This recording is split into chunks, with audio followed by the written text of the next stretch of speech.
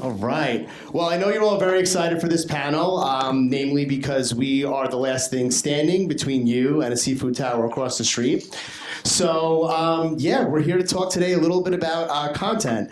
My name is Greg Taylor. I am from LiveIntent. We provide ads and emails, specifically over the newsletters of 2,500 plus premium publishers, including our host, NBCU. So, glad to be here. But today we are going to be talking about Payments Unbound. So welcome to the JPMorgan Payments Book Club. Joining me on stage is Abel Flint and Cameron Hood. Abel, Cameron, great to see you. Can you give everybody a little bit of an idea of what you do and a little bit about JPMorgan Payments? Sure. So hi, I'm Abel. Nice to meet you all.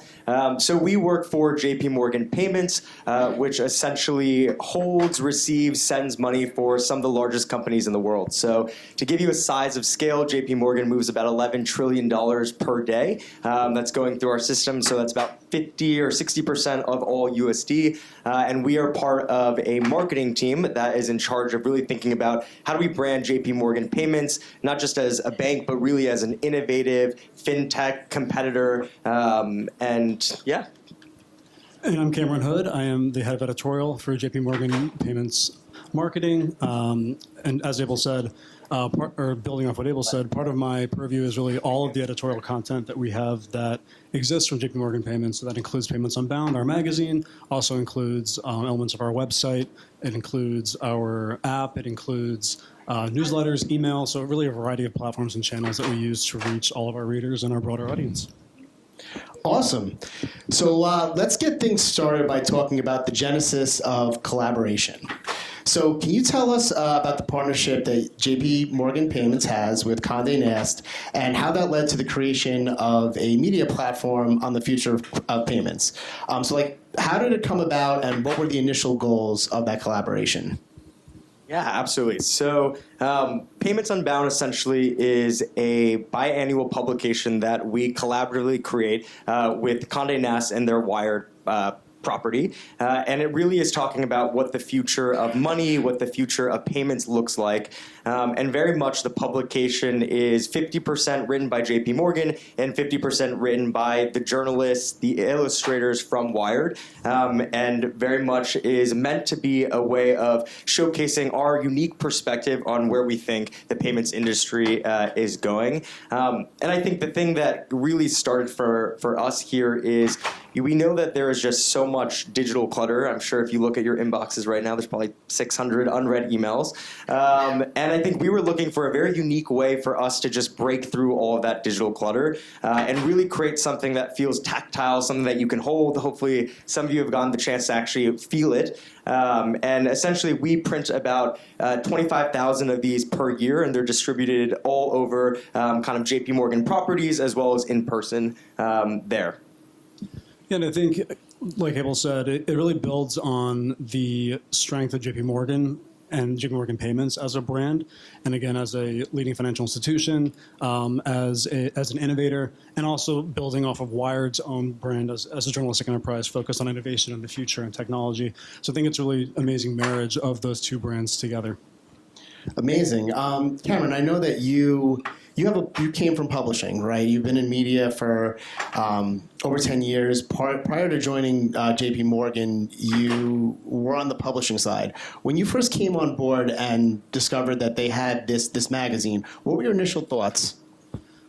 That was one of the things that actually drew me to JPMorgan. Initially, I've worked written for magazines. I've worked at a magazine. I've worked for a variety of digital media outlets as well, on the newsletter side, on the digital publishing side.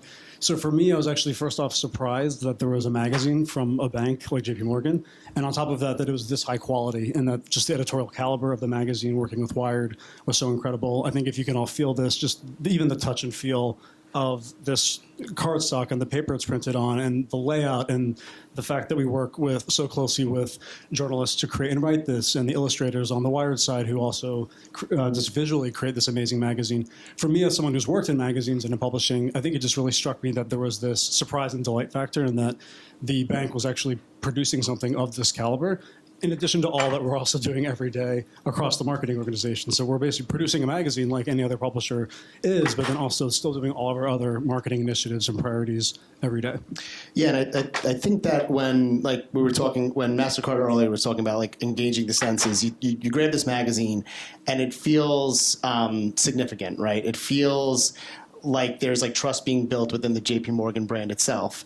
So it's really interesting to see how like just a simple, like a magazine, right, can drive the brand affinity of something like JPMorgan Chase, which is one of the American institutions when it comes to banking. So how has content marketing evolved in recent years, and where do you see it heading? And how do you maintain authenticity in your content while achieving your marketing goals? So I think I can speak to, at least from an editorial perspective, what we're doing with Payments Unbound and just our vision more broadly is really expanding beyond even the initial iteration. It started off obviously as a magazine, a physical print magazine, as you can see, with the accompanying digital experience. Just as a team and editorially, we're thinking much more into really leveraging that content across all of the different channels that we have at the bank. So again, like really thinking how we can build a full media ecosystem out of the Payments Unbound experience. So again, like if it's an event activation, we have these print copies that are very popular and really fly off the tables. It's a conversation starter. It's something that people, obviously I can see so many of you reading, people just love to actually experience that physical copy. And then also just thinking about like how do we leverage it digitally? What is the UX on the website itself? How do you encounter all of the Payments Unbound content from all volumes on our site? How does Wired share that content? How do we leverage across our social channels, for example, using JPMorgan leaders and influencers to really post on LinkedIn and across other social channels? Thinking how this lives in email, for example, or a newsletter experience. There's just really so many avenues through which we can share and build on the Payments Unbound brand and the magazine as itself, that we're really building like a full media ecosystem in many ways and a newsroom within the bank. And I think, one of the philosophies that we have is that if we're going to create content, it has to be better than Netflix. And I think this comes from this belief that we are competing for the same attention as someone that, might want to go watch Bridgerton. And I think for us, the way that we think about it, and the reason why we partner with Wired is, if you're scrolling through your feed and you see an interesting article from Wired, you're more likely to stop or read it, consume it. And I think that's the same way that we can think about our own content marketing. I was at a LinkedIn conference just a couple of weeks ago, and they used the term that we're currently in a B2B renaissance. And I think for so long, B2B has been just the lonely stepchild that no one wanted to be friends with, and the content wasn't good. It was boring white papers that would just cloud your inbox. And I think more and more the way that we think about it at JP is that it has to be the caliber of entertainment. So, we've done very unconventional partnerships. We recently partnered with the Transformers movie to actually do a cut of that leverages payments technology. If you're a fan of the Acquired podcast, we are the primary sponsor for that. We're going to do an entire live podcasting happening in San Francisco in September. And then we just did a really big partnership with F1 as well. So finding all these ways that we're creating things that people actually want to consume and figuring out a way that our brand can very authentically cross over and kind of intersect into their lives. Great. So how did you arrive at a partnership with Wired? To phrase it differently, what role did the media platforms play in kind of like shaping either consumer perceptions, whether that was the decision that drove you to make the magazine, or was it just that you had this idea that you wanted to explore with the premium publisher like Wired? Like, how did you get to this point where you felt like having a magazine around payments, which, I think most people that are not geeking out on, global markets would kind of find, dare I say, a little dry? How'd you get there? Yeah. I think for us, it starts from really rethinking the brief when it comes to media. I think the way that we like to think about it is if we're going to invest in a media publisher and any other type of way to actually distribute, we actually want to have a stake in the game. So it's not just putting a buy on Condé. Let's actually create something that's bespoke, that leverages both of our joint heritages and our kind of communal strengths to create something where 1 + 1 = 7. And I think for us, the cool thing is, obviously, JPMorgan has the foremost knowledge when it comes to payments. We're moving, half of USD, and Wired is really the commanding voice when it comes to tech innovation and the way that people perceive kind of that community. So when we were looking to really start this, we were looking for almost a marriage, one where we could find two people that would come together and build something very special. Yeah, and I think just really building on what Abel said, the strength of both separate partners in this magazine, and then also just totally from a content marketing perspective, just really thinking in an innovative way about the content itself, the quality of the content, the caliber of the content, the way it's even written and presented, obviously, across all of these mediums, the clients and industry experts and thought leaders who are featured within, and then really just leveraging all of that together to create this premium product that is very unexpected from a bank. Great. So how does that ownership of the content and the data evolve what you do next? Because, this is part of this conversation is around bringing this in-house, having much more of a say in what the media is and what the media does. So how does that educate, your team on what's the next thing that JPMorgan Payments wants to get into? Totally. Well, I think from an editorial perspective, and just the premise of the magazine, we're really thinking through the future of payments and then the people and ideas and innovations that are helping to drive and shape that future.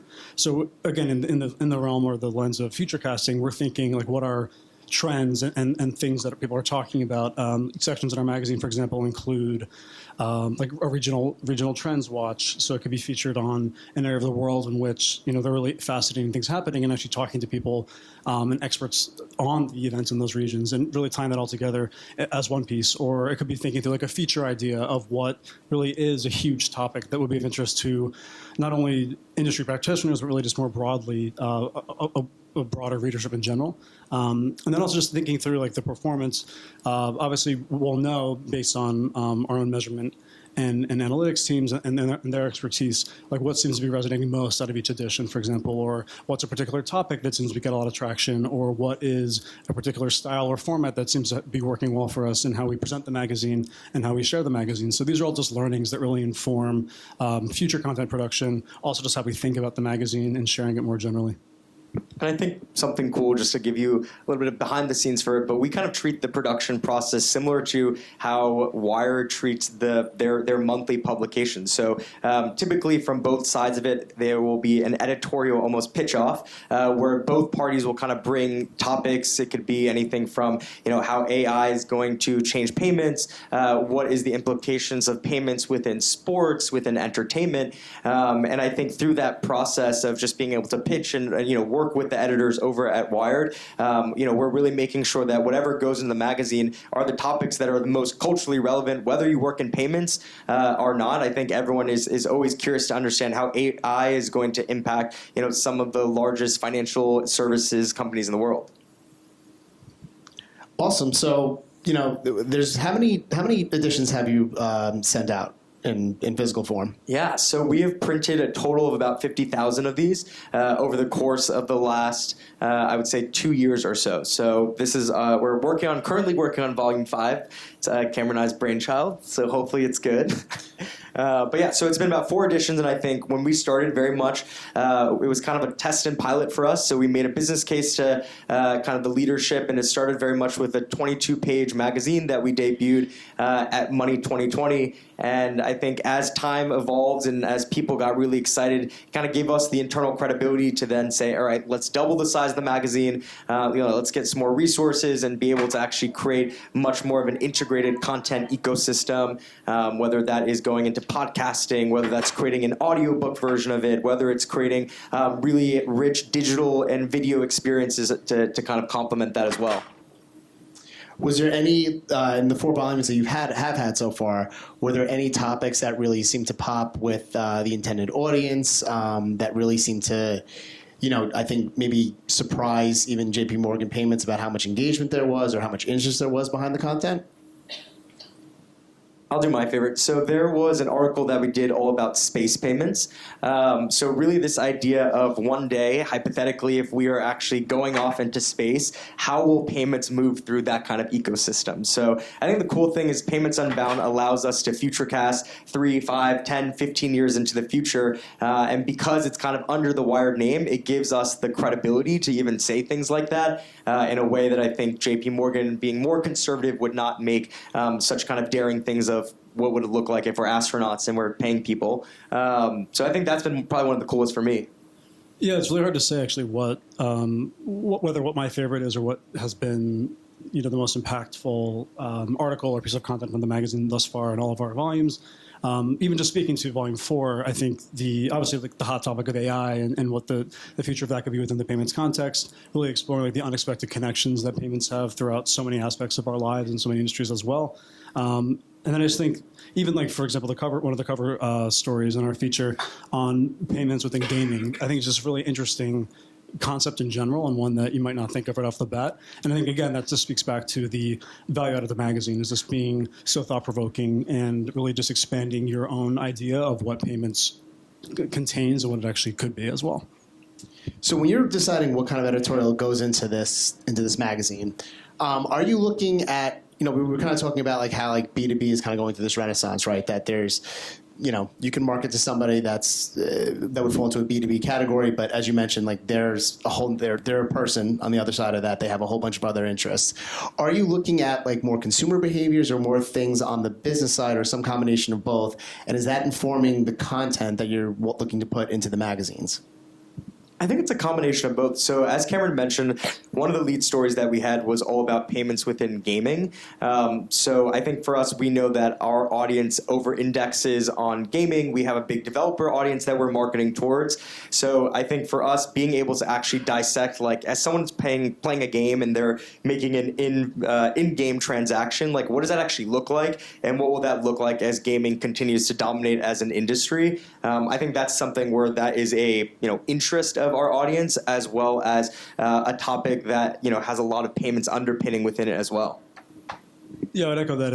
It's really a combination of both, not only the expertise of JPMorgan and really where we have our strongest presence and such a wide variety of just expert professionals working in a given area, but then also, yeah, exactly that of thinking through, the lens of future casting and innovation within payments. Like, what are key topics that are emerging that we think should be addressed and discussed? What are very interesting, maybe angles that have not been explored? What areas of the world that may not have been covered previously in our editions, or that still would be very relevant to this audience? And I think just, again, continuing to constantly challenge how we think about all of this, and also just, again, really leaning into just the expansion and innovation of it.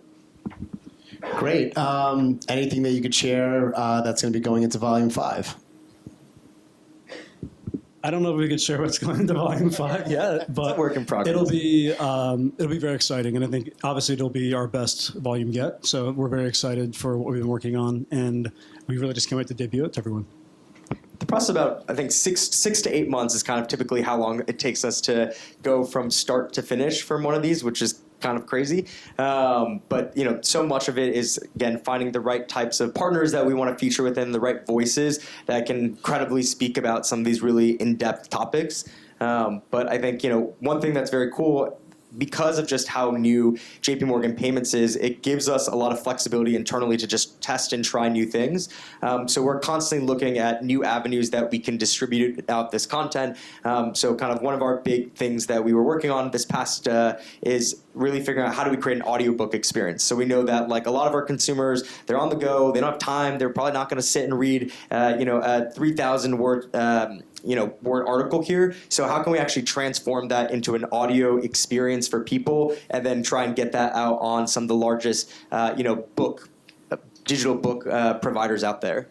And I think another thing I also want to call out is just that it truly is a collaboration across so many different teams within JPMorgan. So not only our very close collaboration and relationship with Wired and the Condé Nast side, but also just within JPMorgan, the payments organization, all the various teams who really have such an involved part in this magazine. Our business partners, really just so many people across the entire firm who help to make this magazine come to life. I think that's also just one of the most incredible parts, and that we continue to iterate on and expand, but just really the sheer amount of talent and collaboration that goes into each edition of the magazine.